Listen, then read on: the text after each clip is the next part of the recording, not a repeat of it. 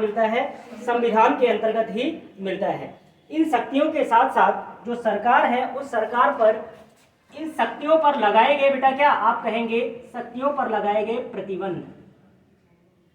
नहीं तो सरकार क्या करेगी भाई, तानाशाही भी कर सकती है, निरंकुशता का भी शासन देखा जा सकता है। तो इसलिए लीगल डॉक्यूमेंट्स में क्या रख दिया जाता है, इस लीगल डॉक्यूमेंट्स में उन शक्तियों पर, उन अधिकारों पर क्या रख दिया जाता है, कुछ सीमाएं होती हैं कि इससे ज्यादा पावर आप यूज नहीं कर सकते। ठीक है, इसके साथ ही साथ मुख्य जो बात होती है किसी भी देश के संविधान की, तो उसमें होते हैं बेटा नागरिकों को प्राप्त होने वाले जितने भी अधिकार होते हैं। ठीक है, आप यह कह सकते हैं फंडामेंटल जो राइट्स होते हैं उनका भी उल्लेख कहाँ मिलेगा, संविधान में मिलेगा। तो संविधान की अगर हम बात करें तो संविधान में कम से कम यह चीजें आपको मिलनी ही मिलनी चाहिए। तो आप क्या कहेंगे, संविधान क्या होता है, संविधान एक लीगल डॉक्यूमेंट होता है, एक विधिक दस्तावेज होता है, और इस विधिक दस्तावेज में संबंधित देश की जो गवर्नमेंट होती है उस गवर्नमेंट की पावर्स का उल्लेख मिलता है, और इन पावर्स पर लगाई गई लिमिटेशन अर्थात जो सीमाएं होती हैं उनका उल्लेख भी मिलता है। इसके साथ ही साथ अगर हम बात करें तो उस देश की जनता को प्राप्त होने वाले अधिकारों का उल्लेख भी मिलता है, या फिर आप कह सकते हैं यहीं पर आपको क्या उल्लेख मिलेगा, आप कहेंगे इन्हीं को आप कहते हैं मौलिक अधिकार, यानी इसी में आपको क्या मिलेगा, मौलिक अधिकारों का उल्लेख मिलेगा। और मौलिक अधिकार जो होते हैं बेटा, ठीक है, अब यह क्या करेंगे, यह राज्य और नागरिक के मध्य क्या दर्शाएंगे, एक संबंध को दर्शाएंगे, एक रिलेशन को क्या करेंगे, रिप्रेजेंट करेंगे। तो आप यह कह सकते हैं कि कुल मिलाकर संविधान क्या होता है, संविधान एक ऐसा दस्तावेज होता है जिसमें उस देश की सरकार की जो शक्तियां हैं, ठीक है, उनका उल्लेख मिलता है, और उन शक्तियों पर जो लिमिटेशंस लगाई जाती हैं उनका उल्लेख मिलता है, नागरिकों के मौलिक अधिकारों का उल्लेख मिलता है, और साथ ही साथ संबंधित जो राज्य, ठीक है, राज्य संदर्भ में लिया गया है किसके, राष्ट्र के। जब भी आप राजनीति विज्ञान पढ़ेंगे तो जहां जहां राज्य शब्द आएगा वहां आप समझ लीजिएगा किसका उल्लेख हो रहा है, राष्ट्र का। ठीक है, तो राज्य एवं नागरिकों के मध्य क्या दर्शाया जाएगा बेटा, इसी में क्या संबंध है, इन सभी का उल्लेख आपको कहाँ देखने को मिलेगा, इन सभी का उल्लेख आपको देखने को मिलेगा कॉन्स्टिट्यूशन के अंतर्गत। ठीक है, तो संविधान क्या है, यह चीज तो क्लियर हो गई कि संविधान एक ऐसा दस्तावेज होता है जिसमें किसी भी देश की जो सरकार है उसकी शक्तियां मिलेंगी, उन शक्तियों पर लगाए गए प्रतिबंध मिलेंगे, नागरिकों को प्राप्त होने वाले मौलिक अधिकारों का उल्लेख होगा, और नागरिक राज्य संबंधों का भी उल्लेख किया जाएगा। ठीक है, तो कुल मिलाकर इसी को क्या कह दिया जाएगा, संविधान। ठीक है, अब मेरी बात समझना बेटा, राज्य व्यवस्था क्या है। अच्छा ये बताओ राज्य व्यवस्था क्या है, सीधी सी बात आप ये जान लो, संविधान में लिख दिया गया। ठीक है, संविधान में क्या लिख दिया गया, अगर हम बात करें सपोज करो आर्टिकल हम बात करते हैं 79, 80 और 81 की, बात समझ में आई या नहीं है, किसकी बात करेंगे, आर्टिकल 79, 80 और 81 की। ठीक है, क्या याद होना चाहिए, सरला, सा से क्या हो जाएगी, संसद, रा से राज्यसभा, ठीक है, और ला से लोकसभा। ठीक है, आर्टिकल याद हो जाएंगे आपको। तो आपके संविधान में क्या लिखा गया है, एक लीगल डॉक्यूमेंट है, इस लीगल डॉक्यूमेंट में क्या लिखा गया है, आर्टिकल 79 की अगर हम बात करें तो आर्टिकल 79 में कहा गया है, ठीक है, क्या कहा गया है कि भारत की एक संसद होगी। ठीक है, there will be a parliament of India, Bharat की एक संसद होगी। ठीक है, और क्या कहा गया, जो किससे मिलकर बनी होगी, which is comprised with Rajya Sabha, Lok Sabha and the president of India, जो किससे मिलकर बनी होगी, राज्यसभा, लोकसभा और राष्ट्रपति से मिलकर बनी होगी। अब हमने क्या किया, एज इट इज फॉलो किया, संविधान को क्या किया, एज इट इज फॉलो किया, और फॉलो करने के पश्चात जितने प्रावधान इस विधिक दस्तावेज में लिखे थे उन्हीं प्रावधानों को लेकर हमने क्या कर दिया, किसी भी देश में शासन करना प्रारंभ कर दिया। ठीक है, तो जब हम संविधान को क्या करते हैं, कार्यात्मक रूप में लाते हैं, व्यवहार में लाते हैं, तो वही चीज क्या कहलाती है? वह कहलाती है राज व्यवस्था। नहीं समझ में आया? ठीक है। जैसे अगर आपसे हम कह दें कि आर्किमिडीज का सिद्धांत क्या है, सिद्धांत तो पता होगा आर्किमिडीज का, अगर कंपटीशन एग्जाम की तैयारी कर रहे हो तो उसके आधार पर अगर आप कोई अगला कार्य करेंगे सिमिलरली, तो वह क्या कहलाएगा? वह कहलाएगा राज व्यवस्था। सीधी सी बात ये समझ लो कि संविधान में जो कुछ दिया गया है, ठीक है, संविधान में जो कुछ दिया गया है उसी आधार पर किसी देश की शासन व्यवस्था को संचालित करना ही क्या कहलाता है? राज व्यवस्था कहलाता है। यानी राज व्यवस्था क्या होगा? तो आप यह कह सकते हैं संविधान के अनुसार, संविधान के अनुसार किसी राष्ट्र या देश की शासन व्यवस्था का संचालन करना ही क्या कहलाता है? राज व्यवस्था कहलाता है। ठीक है, मतलब अगर आप शासन कर रहे हैं, शासन कर रहे हैं किसको अकॉर्डिंग, किसके अकॉर्डिंग शासन कर रहे हैं? कॉन्स्टिट्यूशन के अकॉर्डिंग, तो वह आपका जो शासन होगा वह क्या कहलाएगा? वह राज व्यवस्था कहलाएगा। तो ये दो अलग अलग टर्म है और दोनों को अच्छे से समझना है, क्योंकि कभी कभी ऐसा होता है कि आपने देखा होगा कुछ किताबें आती हैं उन पे लिखा होता है भारतीय राज व्यवस्था, कुछ किताबें आती हैं उन पे लिखा होता है भारतीय संविधान। ठीक है, तो क्या अंतर है? जब आप पार्ट 5 पढ़ेंगे, मेरी बात ध्यान से समझना, जब आप पार्ट 5 पढ़ेंगे तो पार्ट 5 में पूरा का पूरा क्या दिया गया है? सेंट्रल गवर्नमेंट दिया गया है। अब उस सेंट्रल गवर्नमेंट जो कॉन्स्टिट्यूशन में दिया गया है, सिमिलरली उसी तरीके से हमारे देश में क्या होता है? केंद्र सरकार का गठन होता है, हाँ या ना? बिल्कुल होता है। तो हमने किसको फॉलो किया? हमने फॉलो किया संविधान को, और संविधान को फॉलो करते हुए क्या किया? भारत देश पर शासन करना प्रारंभ कर दिया, एक सरकार बनाई, और उस सरकार में जो प्राइम मिनिस्टर होगा उसके पास क्या शक्तियां होंगी, ठीक है, अन्य जो कैबिनेट मिनिस्टर्स होंगे उनके पास क्या शक्तियां होंगी। तो इस आधार पर जब हमने शासन करना प्रारंभ कर दिया तो वही क्या कहलाएगा? राज व्यवस्था कहलाएगा। क्लियर हुआ या नहीं हुआ? अगर नहीं हुआ तो कोई बात नहीं, ठीक है, मिटा दें, ये नोट कर लेना, शायद सरला से सरल कर दे तो ज्यादा सही रहेगा, है? मिटा दें इसको। अब देखो भाई,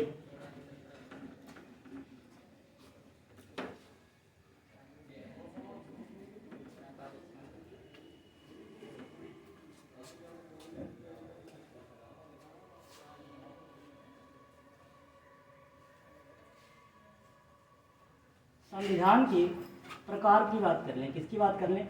टाइप्स ऑफ कॉन्स्टिट्यूशन। उसके बाद हम पढ़ेंगे सीधा डायरेक्ट क्या पढ़ेंगे? आगे भारतीय संविधान के बारे में चर्चा करेंगे, ठीक है?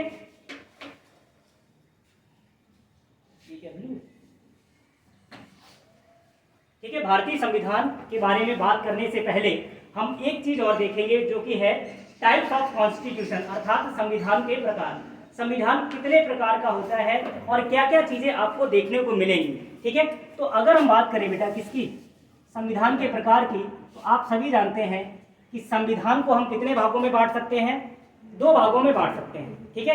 एक को कहा जाता है अलिखित संविधान। क्या बोला जाता है? अलिखित संविधान,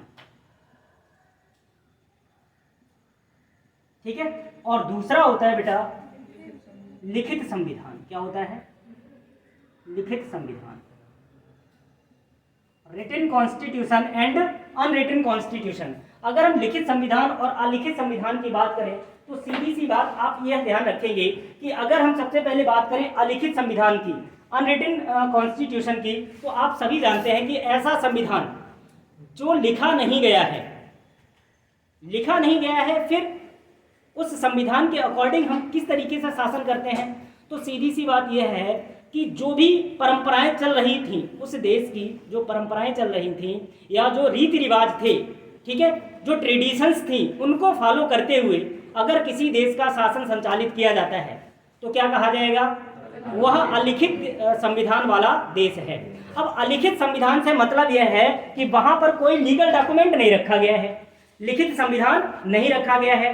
बट जब भी गवर्नमेंट कोई कानून बनाएगी या शासन संचालित करेगी तो उसके लिए वह कहाँ देखेगी, वह अपने ट्रेडिशंस को फॉलो करेगी, अर्थात उसके देश में जो परंपराएं चल रही थी, जो रीति रिवाज थे, उन रीति रिवाजों के अनुसार क्या करेगी,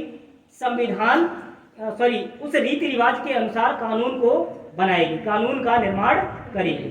तो ऐसे संविधान को बेटा क्या कहा जाता है, ऐसे संविधान को कहा जाता है, बताओ बेटा, अलिखित कहा जाता है। अलिखित के साथ साथ इसे ही कहा जाता है विकसित संविधान, क्योंकि ये लिखा नहीं गया है, इसे निर्मित नहीं है, यह बनाया नहीं गया है, यह पहले से ही क्या था, ट्रेडिशंस चल रही थी। अब पता चला कि प्राचीन काल में जो ट्रेडिशंस, जो परंपरा चल रही थी उस समय के लिए तो सही थी, लेकिन जब वर्तमान समय में देखा गया तो वह परंपरा अब उतनी कारगर नहीं है। तो उसमें हम क्या कर सकते हैं, परिवर्तन भी इजीली कर सकते हैं कि भाई अब इस परंपरा के अनुसार हम कानून नहीं बनाएंगे, क्योंकि अब जो चीजें हैं वो बदल चुकी हैं। इसलिए इसे क्या कहा जाता है, इसी को कहा जाता है विकसित संविधान या डेवलप्ड कॉन्स्टिट्यूशन। क्या बोला जाता है, विकसित संविधान। ठीक है, इसी को क्या कहा जाता है, विकसित संविधान। अब मेरी एक बात ध्यान से समझना, कोई भी संविधान है, ठीक है, और उसके आधार पर क्या किया जा रहा है, उसके आधार पर किया जा रहा है कानूनों का निर्माण। ठीक है, लॉ बनाए जा रहे हैं। अब वो कहीं लिखित तो है नहीं, अब लिखित नहीं है तो इस संविधान में संशोधन करना आसान होगा या कठिन होगा? इसमें कहां से कठिन हो जाएगा भाई, कोई रीति रिवाज चल रही थी, उसके अनुसार हमने क्या किया, कानून बनाए थे प्राचीन काल में या आज से 10 साल पहले। अब समीकरण चेंज हो गए तो हमने क्या किया, उस कानून को मॉडिफाई कर दिया, चेंज कर दिया। ठीक है, अब ऐसा इसमें कहीं संविधान में तो कहीं लिखा नहीं गया है कि यह कानून इस संविधान के इस आर्टिकल के दायरे में आता है, कोई मतलब नहीं है भाई। परंपरा थी, उस परंपरा के अनुसार हमने अभी क्या कहा कि अगर चेंजेस आए हैं तो क्या कर सकती है गवर्नमेंट, तुरंत उसके आधार पर, उसके अनुसार अपने नियम कानून में क्या कर सकती है, परिवर्तन कर सकती है। तो परिवर्तन जो होंगे वो इजी गोइंग होंगे भाई, जटिल तो होंगे नहीं भाई। परंपराएं जो हैं उनके अनुसार आप देख सकते हो, पहले दास प्रथा चलती थी, आज वर्तमान समय में आप दास बना सकते हो, नहीं बना पाओगे। तो उन परंपराओं को बदलना आसान है या नहीं है? अभी आपके घर में एक आईएएस हो जाए, 4 ठो आईएएस बन जाएंगे अपने आप। ठीक है, क्यों? क्योंकि वो उसी को फॉलो करते हैं। बात समझ में आई नहीं आई? आपके यहाँ एक टीचर हो जाए, 2-3 तो अपने आप तैयार हो जाएंगे, पौध अपने आप नर्सरी तैयार हो जाती है। बात समझ रहे हो नहीं समझ रहे? तो यहाँ पर क्या करना पॉसिबल होता है, यहाँ पर पॉसिबल होता है, संविधान में परिवर्तन करना बहुत ही आसान होता है। और जब संविधान में परिवर्तन करना आसान होता है तो इसीलिए इसे कहा जाता है फ्लैक्सिबल कॉन्स्टिट्यूशन। क्या कहा जाता है? फ्लैक्सिबल कॉन्स्टिट्यूशन, अर्थात लचीला संविधान कहा जाता है। क्या कहा जाता है? लचीला संविधान भी इसी को कहा जाता है। क्या कहा जाता है बेटा? लचीला संविधान भी इसी को कहा जाता है। It is a flexible constitution. और अगर हम बात करें कि वह पहला देश कौन सा था जिसने अपने यहाँ अलिखित संविधान को रखा था, तो वह देश था ग्रेट ब्रिटेन। कौन सा था बेटा? ग्रेट ब्रिटेन, या इसी को हम किसके नाम से जानते हैं? इंग्लैंड के नाम से जानते हैं वर्तमान समय में। ठीक है, ग्रेट ब्रिटेन। तो आपसे पूछा गया था, हाँ यही सवाल था, है ना, प्रीवियस वाले में, कि किस देश का संविधान लचीला है, और उसमें ऑप्शन भारत भी था, और उसमें 90% बच्चे भारत मार के चले आए। ठीक है, तो ये दिक्कत हो जाती है और प्रॉब्लम फिर ये हो जाती है, ब्रिटेन ही इसका सही आंसर था। और इस पे फिर वो आपत्तियां करते हैं जाके हाई कोर्ट, सुप्रीम कोर्ट, पता नहीं कहाँ कहाँ। भैया जो चीज़ है आप उसको सही से पढ़ोगे तब तो समझ आएगा, नहीं पढ़ोगे तो फिर यही होगा कि आप आपत्तियां दायर करते रहो। और लोग खूब फोन करके कहते हैं 2000 रुपये डाल दो, अभी अपनी रिट है, 1 नंबर है, तुम्हारा पास हो जाओगे। बर्बादी है, कुछ नहीं, ढंग से पढ़ लो अभी। अब लिखित संविधान की अगर हम बात करें बेटा, रिटन कॉन्स्टिट्यूशन की बात करें, तो आप सभी जानते हैं कि किसी भी संविधान, किसी भी देश का संविधान अगर लिखा गया है, ठीक है, तो उसको लिखे जाने के लिए कहीं ना कहीं कोई कॉन्स्टिट्यूशन असेंबली जरूर बनी होगी, एक संविधान सभा जरूर बनी होगी, और उसी संविधान सभा में क्या किया गया होगा? उसको लिखा गया होगा, यानी उसका निर्माण किया गया होगा। ठीक है, और निर्माण किया जाएगा तो लिखित संविधान को ही बेटा क्या कहा जाएगा? इसे कहा जाएगा निर्मित संविधान। इसे क्या कहा जाएगा? इसे कहा जाएगा निर्मित संविधान। इसी को क्या कहा जाएगा? निर्मित संविधान। ठीक है, क्या दिक्कत आ रही है? अच्छा, धूप आ रही है तो फिर आराम से छाया में बैठे। पीछे बैठे कितना ठंडा लग रहा है, मत एसी लगी है। आराम से बैठो, कहीं भी बैठ जाओ, जगह खाली खाली पड़ी है।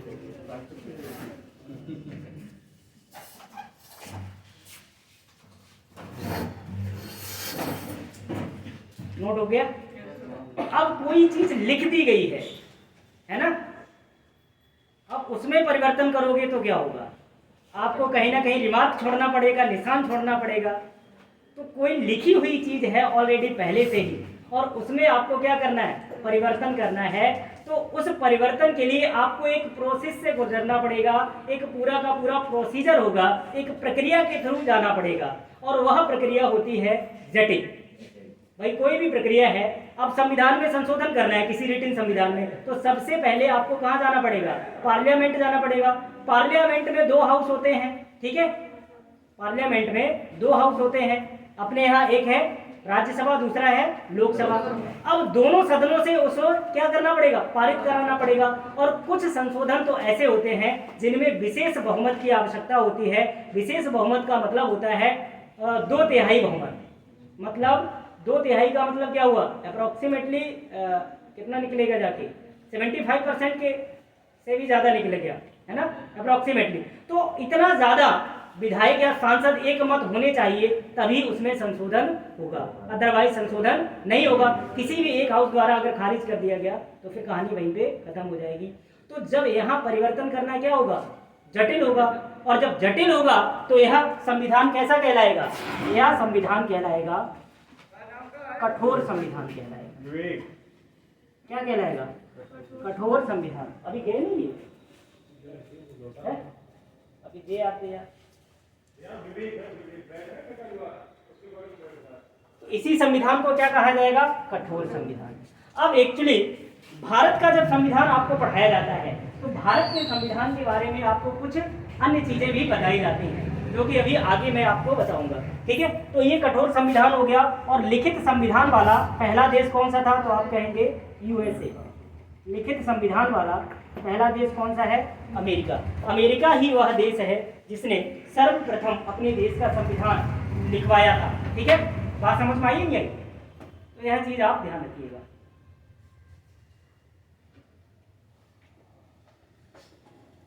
और किसी का संविधान लिखित आपको नजर आता है? हाँ, भारत का तो पढ़ेंगे ही, अब इसी की चर्चा होगी, ठीक है। भारत, और भारत का भी नाम इसलिए आता है क्योंकि भारत का संविधान दुनिया का सबसे बड़ा लिखित संविधान है। तो दोनों आपको याद रखने हैं। अब यहीं पे लोग कंफ्यूज हो गए थे, क्योंकि भारत का संविधान कैसा है? यह लचीला भी है और कठोर भी है, ठीक है। दोनों चीजें हैं। विशेषताओं में जब आप पढ़ेंगे भारत के संविधान की, तो भारत का संविधान लचीला भी है और कठोर भी है। क्यों है उसकी भी बात आगे करेंगे। मिटा दें इसको? बताओ भैया। Yes, sir.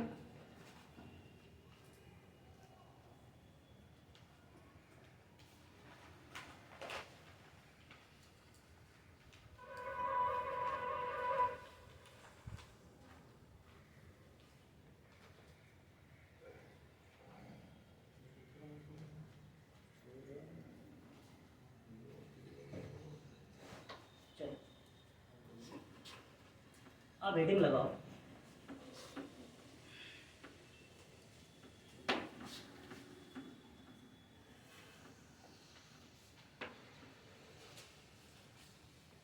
भारतीय संविधान, ठीक है।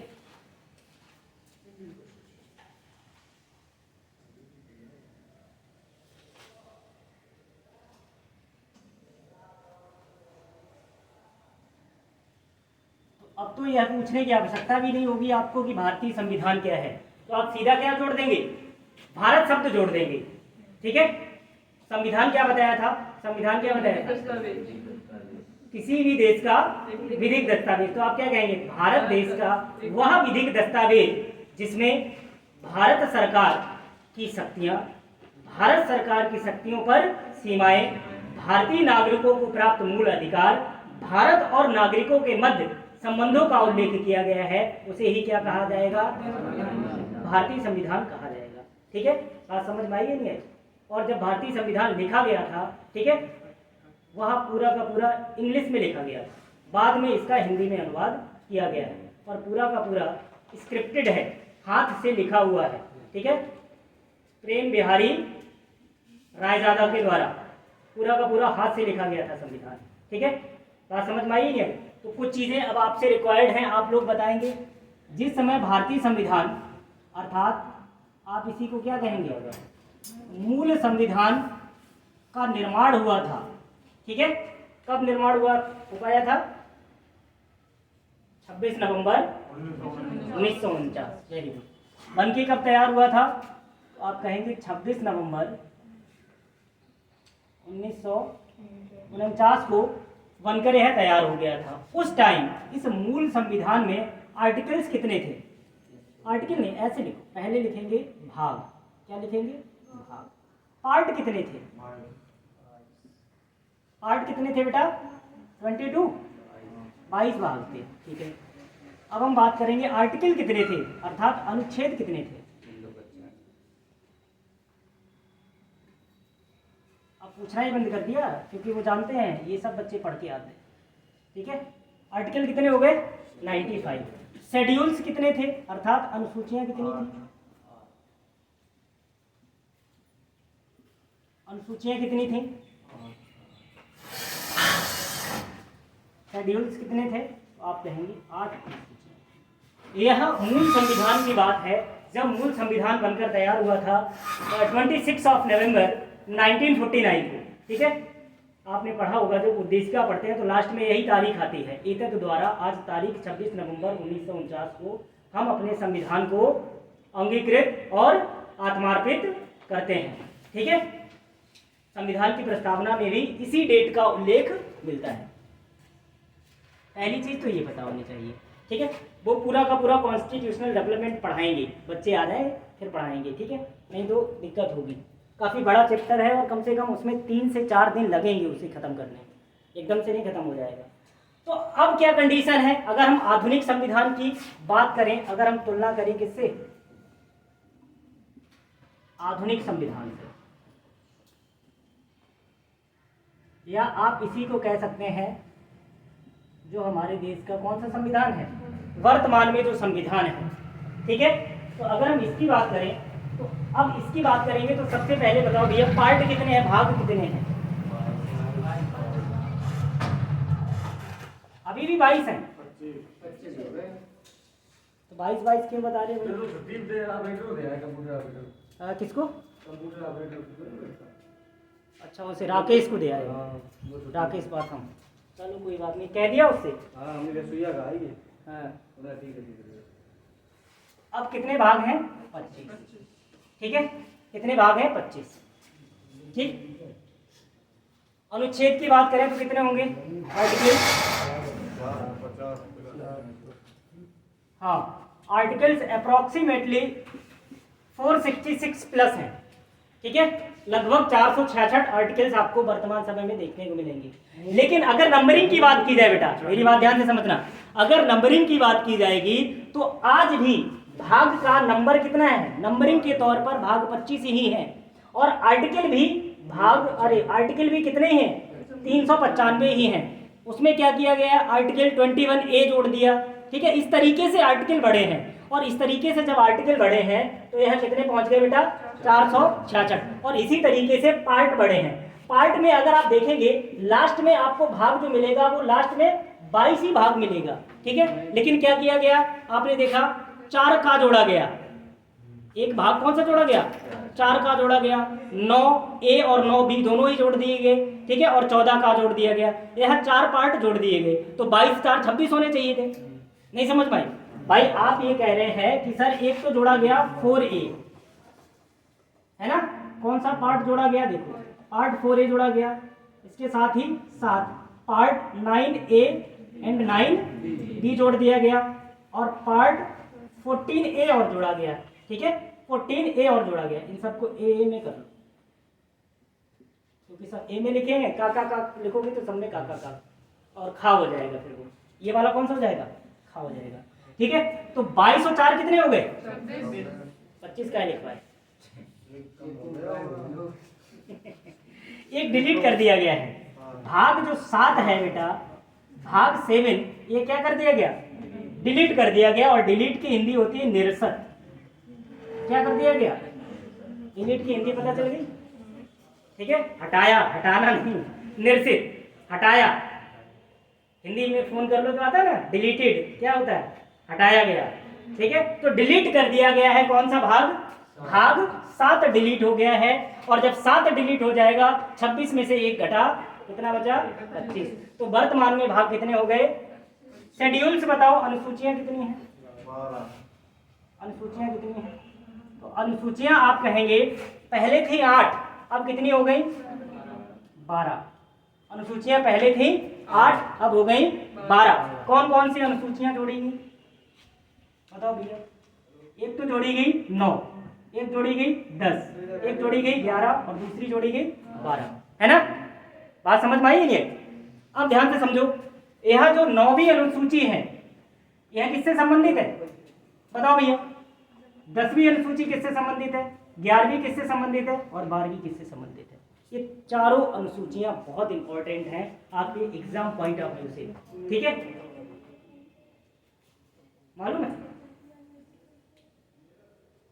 सुपर टेट वाले भी कुछ बच्चे हैं इसमें, पढ़ो भाई, ऐसे काम नहीं चलेगा। 11वीं तो पता होगी, 11वीं तो बहुत पूछी जाती है। पंचायती राज नहीं जानते हो, पंचायती राज को जोड़ा गया, ठीक है, पंचायती राज को जोड़ा गया। और इसके साथ साथ 12वीं में नगर पालिकाएं हैं, 12वीं में क्या है, नगर पालिकाएं। 10 में क्या है, दल बदल, जो नेता लोग पहले इधर से उधर भाग जाते थे, ठीक है। और 9वीं भूमि सुधार से संबंधित है, ठीक है। ये 4 की चारों अनुसूचियां आपको रटी होनी चाहिए। हालांकि 12 पढ़ाऊंगा, 12 की 12 रटी होनी चाहिए, ठीक है। लेकिन ये 4 कुछ ज़्यादा इंपॉर्टेंट है क्योंकि ये बाद में जोड़ी गई है। कब जोड़ी गई, कैसे जोड़ी गई, उनके लिए आप देखते रहिए आगे और क्लास करते रहिए। मिटा दें, है अच्छा, नोट कर लो भैया। जैसे कोई चीज संशोधित होता है, हाँ, तो पहले पन्ना फिर फाल हो जाती है। किसका, संविधान में नहीं, वो वैसा का वैसा ही बना रखा है, उसमें छेड़छाड़ नहीं होती है, ठीक है। किसने बताया पन्ना फाड़ दिया जाता है, नहीं नहीं, पन्ना नहीं फाड़ा जाता है, उस पर एक मार्क शायद हो जाता है। इतनी जानकारी हमें भी नहीं है कि किस तरीके की संशोधन प्रक्रिया अपनाई जाती है। आर्टिकल 368 पूरा पढ़ा, लेकिन उसमें कहीं पर ये नहीं था कि संविधान का पेज ही फाड़ लिया जाएगा। और ऐसे शायद प्रश्न भी नहीं बनते, मेरे हिसाब से ऐसे प्रश्न नहीं बनते, ठीक है। अब अगर आप चाहते हैं तो ये जानकारी हम आपको देंगे जरूर, क्योंकि पिछली बार किसी बच्चे ने यही पूछा था कि साहब जब बताओ संविधान जब लिखोगे तो अंग्रेजी में तो हिंदी में तो, मजा बताओ। तो हमने हिंदी में नहीं था, अंग्रेजी में था, बाद में उसे ट्रांसलेट किया गया। अब बाद में जब ट्रांसलेट कर लोगे तो फिर क्या है, तो उसे हिंदी में क्या, उड़िया, बंगाली है बेटा। जो संविधान पुराने वाले हीलियम में क्यों रखो, उसके जो पेजेस हैं शायद वो ना कटे फटे, इस वजह से रखा गया है। नहीं तो अभी आप ये डाल दो, कहीं ना कहीं से ना नमी तो पहुंचेगी पहुंचेगी।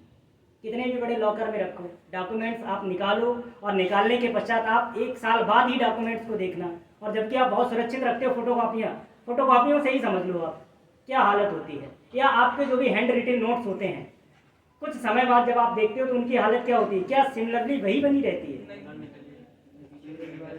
लेकिन संविधान के दस्तावेज को अगर आप निकाल के देखेंगे, 1949 में जैसा दिखता था वैसा ही दिखेगा, ठीक है। और ये सब चीजें एग्जाम में नहीं पूछे जाएंगी, संतुष्टि के लिए कुछ भी पूछ लो, ठीक है भाई, है। एग्जाम में ये सारी चीजें नहीं पूछी जाने वाली। व्यूज कह रहे हैं जब तुम पैदा हुए तो वैसे ही थे, तुम तो बदल ही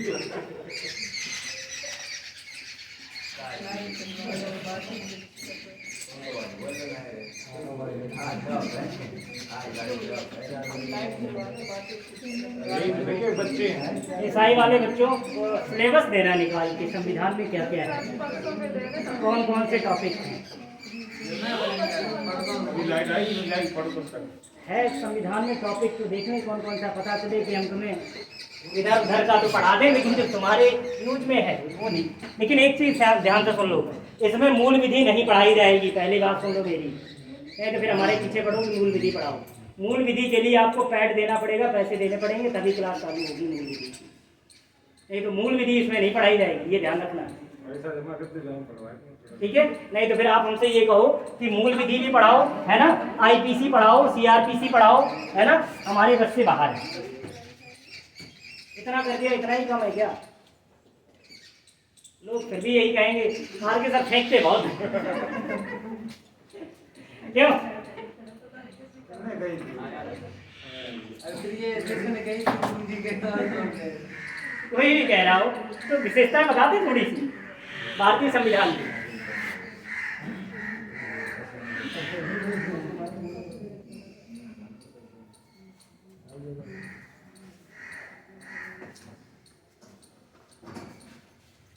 अब विशेषताएं जो हैं, और अगर सुबह वाले से कम 10 बच्चे नहीं आएंगे तो भी नहीं पढ़ाएंगे, क्या मतलब है कि नहीं? और टाइम अगर रहेगा, टाइम 2:45 से पहले नहीं आएंगे भाई जी सर, 3 बजे 2:45 से लेकर 3:30, 45 मिनट में इतना पढ़ा देंगे कि 1 महीने में आपके सब्जेक्ट की ऐसी तैसी हो जाएगी। ठीक है?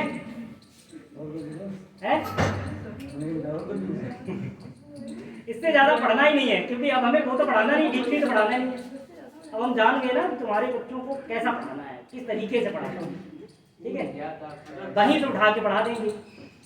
1 महीना इनफ है, 45 मिनट बहुत इनफ है। आज सुबह देखा आपने 2 दिन से कुछ चेंजमेंट लगा है?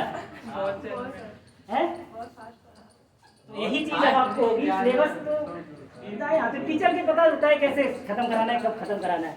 ठीक है, तो ये टाइम आप ध्यान रखेंगे, केवल और केवल 45 मिनट ही हैं। अगर बच्चे ज़्यादा जुड़ जाएंगे तो यही टाइम बढ़ता जाएगा, 1 घंटे हो जाएगा, 1.5 घंटे हो जाएगा। बात समझ में आई नहीं आई? है 2 सब्जेक्ट पढ़ाने हैं ना, इकोनॉमी भी होना था इसमें पढ़ाने के लिए। 2 सुबह 2 शाम को। बच्चे तो सुबह 5 ही हैं ये उसमें। एसआई वाले 5 ही बच्चे हैं बस।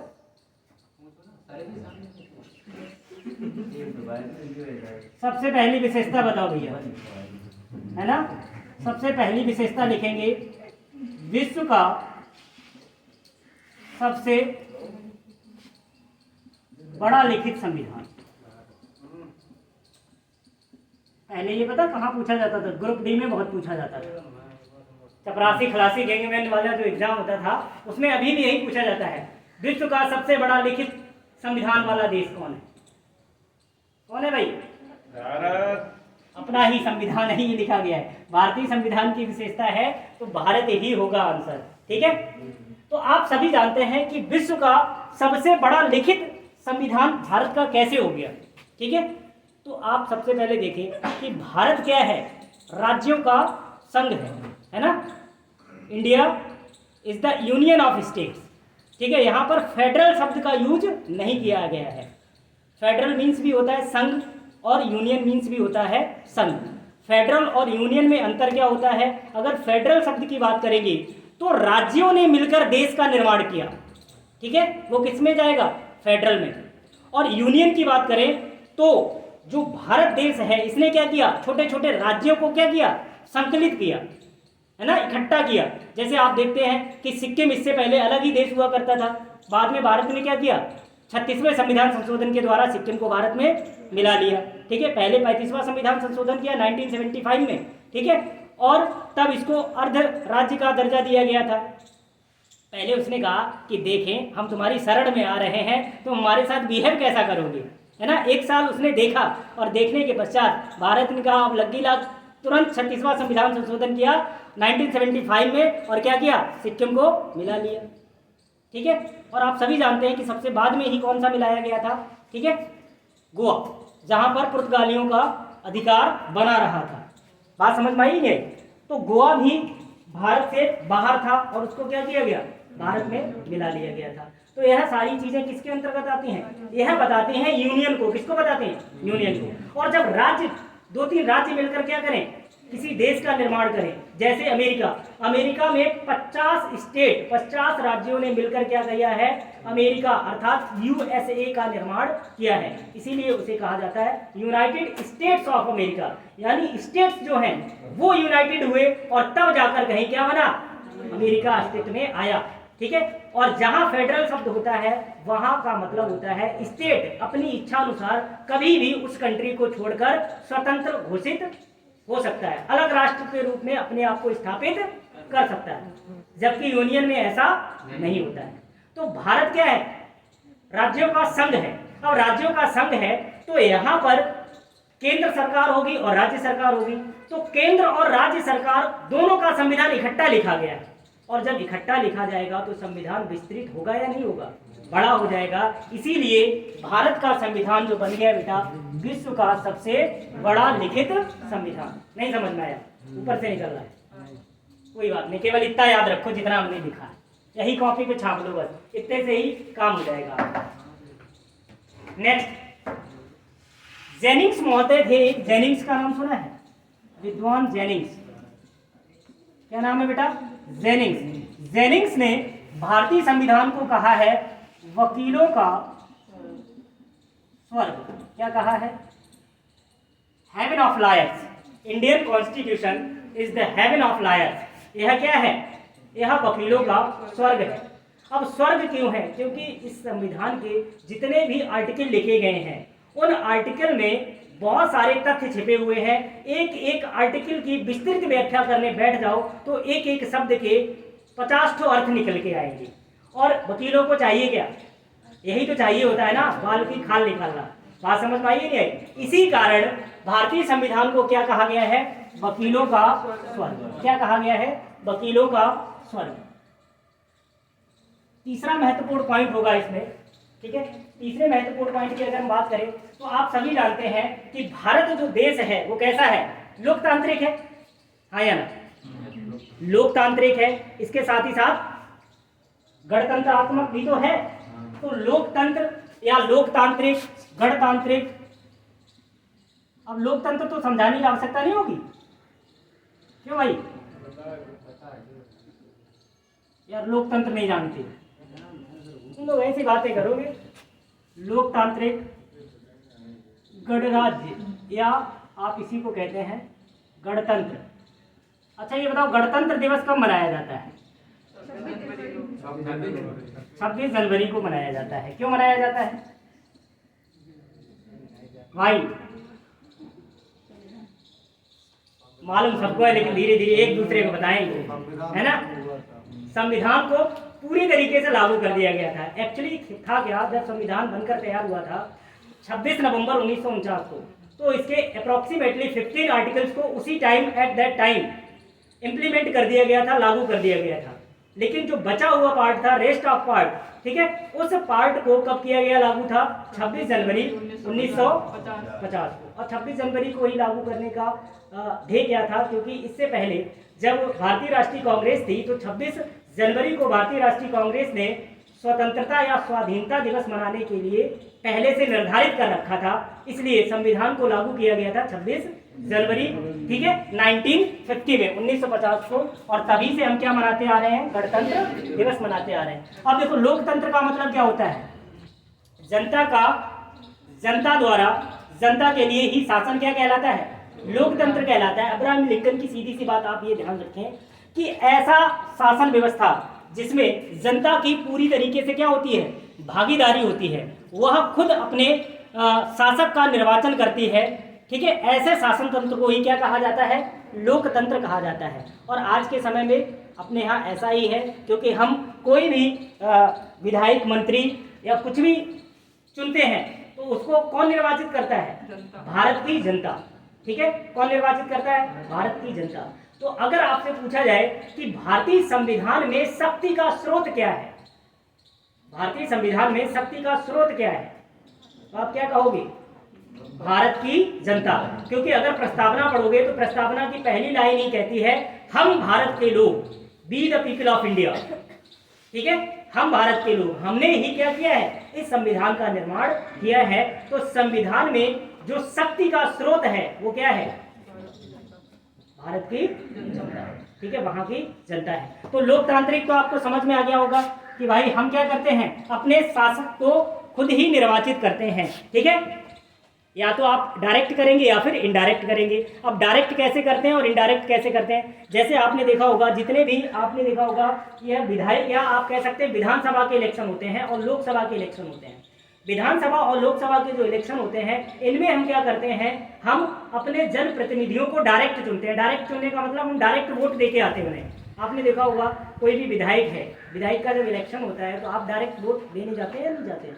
अगर सांसद का इलेक्शन है, लोकसभा का चुनाव है, तो उसमें भी आप डायरेक्ट वोट देने जाते हैं। ठीक है, तो इस तरीके से आपने क्या कर लिया, आपने एक प्रतिनिधि को चुनकर भेज दिया कहाँ, पार्लियामेंट में। अब उस पार्लियामेंट में अगर सपोज करो लोकसभा की हम बात कर रहे हैं, लोकसभा में क्या होगा, प्रतिनिधि चुन के पहुंच गए। अब वहां पर जो बहुमत दल का नेता होगा, जो बहुमत दल का नेता होगा, उसको क्या बना दिया जाएगा, उसी को बना दिया जाएगा प्राइम मिनिस्टर। तो प्राइम मिनिस्टर क्या आपने उसे चुना? नहीं, जो सदस्य आपने चुनकर भेजे उनका चयन था, उन सब में से ही एक को क्या बना दिया गया, प्राइम मिनिस्टर ऑफ इंडिया। तो उसका निर्वाचन कैसे हुआ, इनडायरेक्ट हुआ।